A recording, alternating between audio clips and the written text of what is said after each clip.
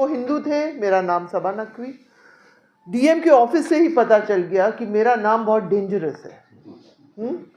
तो बस मैं शोभा शोभा करते हुए, ये मेरी आदत बन गई थी कि मैं जाती थी शोभा शोभा करके मम्बल करती थी नाम, बहुत दंगे कवर किए हैं इस तरह से।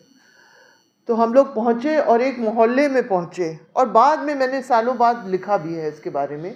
जब कुछ पीएसी के ऑफिसर्स को सज़ा मिली तब मैंने ये मेमोरीज़ लिखी थी।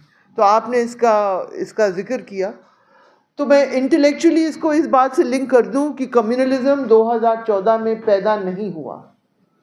क्रिमिनल जस्टिस सिस्टम में हमेशा दिख रहा था। जो मलियाना हुआ वो कांग्रेस का राज था, भूले नहीं हम लोग, ये सब भूले नहीं। जो लेट 80s में जो दंगे हुए, और मैं आपको बस सिंपल डिस्क्रिप्शन देती हूँ, शार्जिल की बात करेंगे लेकिन 5 मिनट में अपनी बात रख दूँ।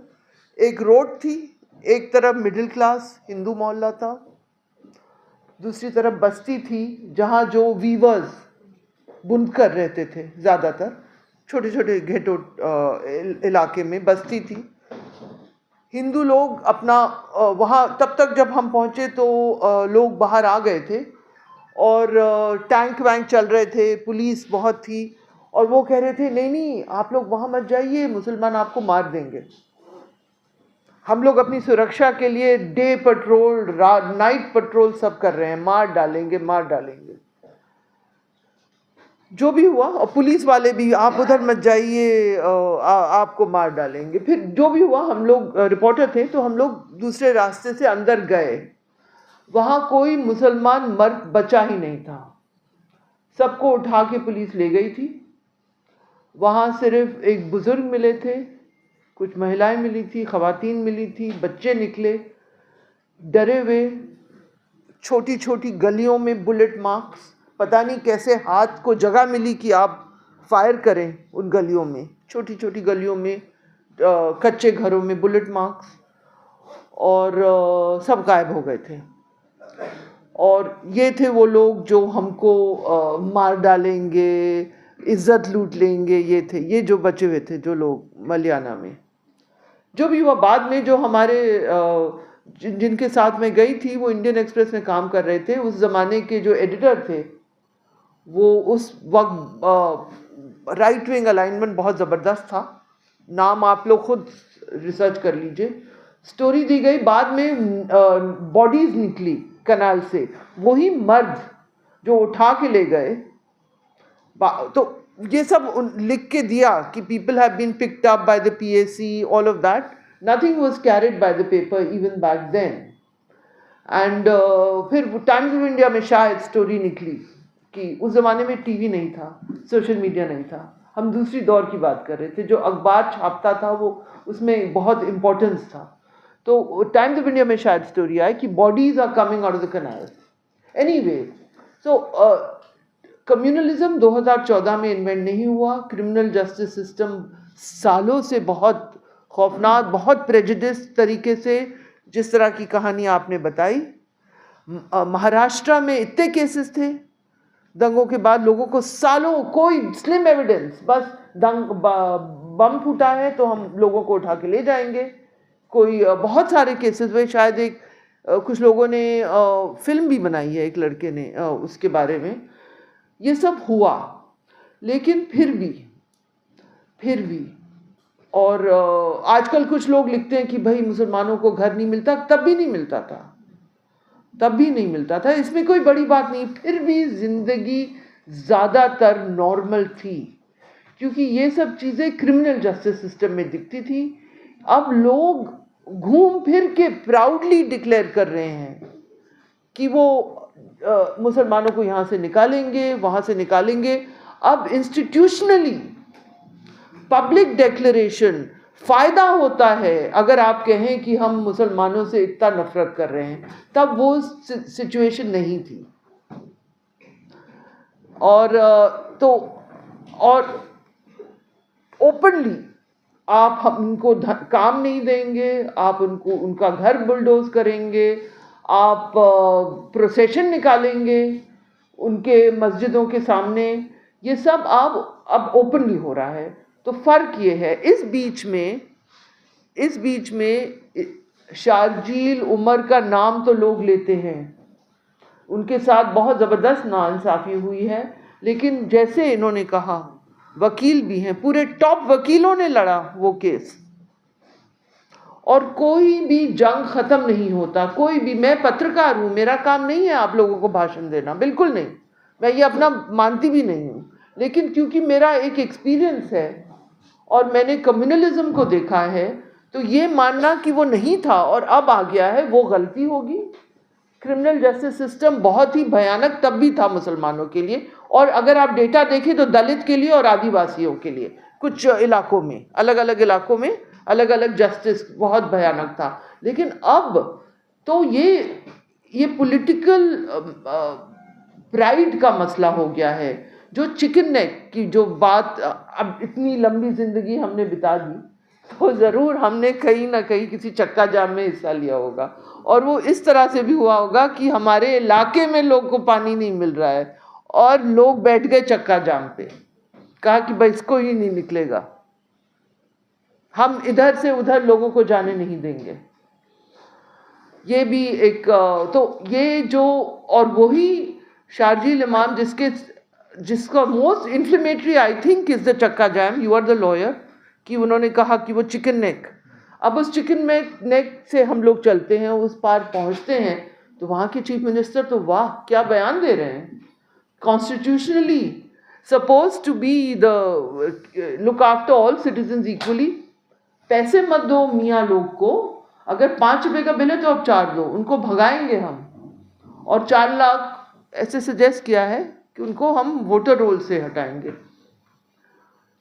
वैसे वो भी आजकल कंपटीशन चल रहा है, उत्तराखंड के भी मुख्यमंत्री हैं, उन्होंने भी काफ़ी चीज़ें कह दी हैं और करा दी हैं पॉलिसी के लेवल पे।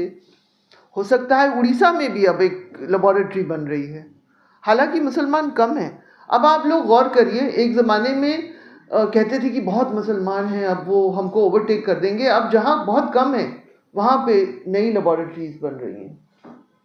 तो ये सब मैंने जनरल बात कर दी, क्योंकि मैं आप लोगों को कुछ इंस्पायर भी नहीं कर सकती, मैं कुछ कहना, मैं बस पर्सपेक्टिव डाल रही हूँ, क्योंकि इतने सालों से मैंने काम किया। फिर जब बाबरी मस्जिद, जब मैंने अपना करियर शुरू कर दिया था, तो बाबरी मस्जिद गिरने के बाद 2 साल मैंने हिंदुस्तान का दौरा किया।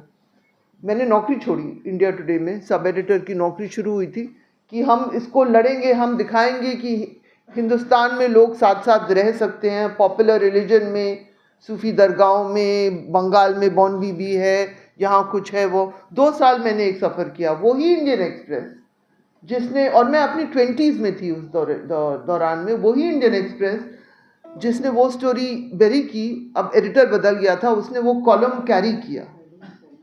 मुझे याद है एक हमारी मित्र पैमेला फिलिपो संडे एडिशन की एडिटर थी, उससे भी सहायता मिली, और वो कॉलम आता गया। उसके बाद में एक किताब 2 साल में हमने बहुत कोशिश की, और मैं पूरी कोशिश करती थी कि मैं हिंदू मुस्लिम मुद्दों से हट के रेगुलर चीज़ें करूं, लेकिन ये पॉसिबल है ही नहीं।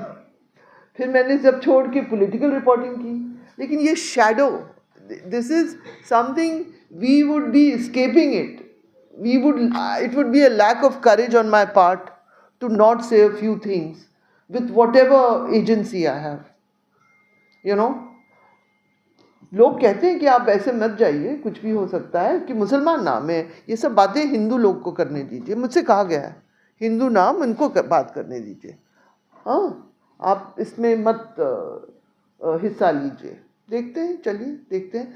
लेकिन ये मैं बस ये कहना, और मैं क्या कहूँ, it is so blatantly unfair.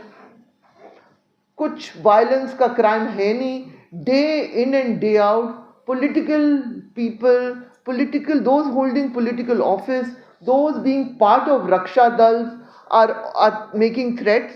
तो मैंने इस किताब की बात इसलिए की क्योंकि अभी बुल्ले शाह का एक मज़ार वहाँ पे मसूरी में, उसको अटैक किया गया।